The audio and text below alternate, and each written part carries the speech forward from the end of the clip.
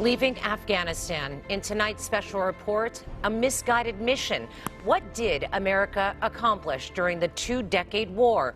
An active duty service member says after 20 years, America's mission in Afghanistan is still unclear. Yeah, and tonight he's sharing his insights into what went right and what went wrong during America's longest war.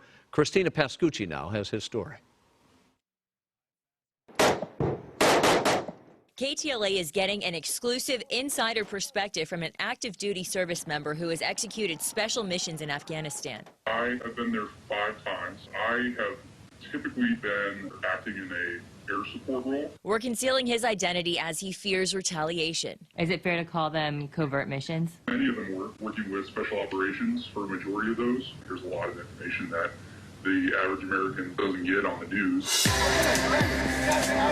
One of the main targets that we were going into the war with was to find high-value individuals, people who were at kind of the top of the food chain in the Taliban, try to figure out where the best place to either capture or kill them would be. 20 years, did we hurt or help?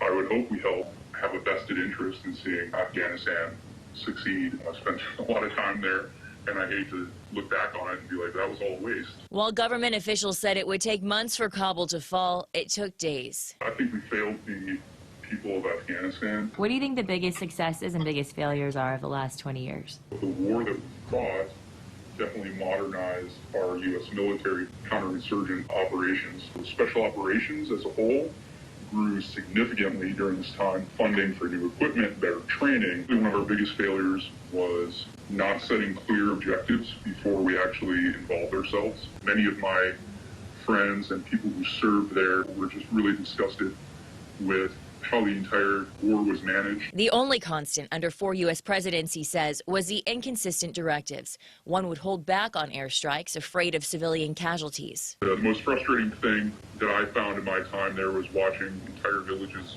being slaughtered, or people doing things, beheading prisoners, and being told that we could not intervene. Another would push forward with more strikes, but he says none of the leadership seemed to give a clear end goal. Every day when I was flying or on the ground, one of those questions was like, why are we here? I don't know what we're working towards. President Trump released a statement in recent weeks saying, in part, if he were president, the Taliban would understand what they've done is not okay.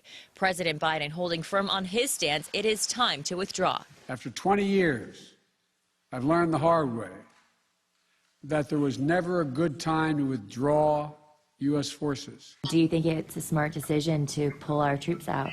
Part of me says yes because of the high cost. Most people don't understand what happens when we agree to go do something like this and what it costs. Why do you think they're sending some troops back? I don't know. It kind of goes back to my previous point. What's our objective? Is this a way for us to say that we didn't completely abandon them? Next in our series, a combat veteran bears it all, the image that still haunts him and what he sees as a true cost of war. Christina Pascucci, KTLA 5 News.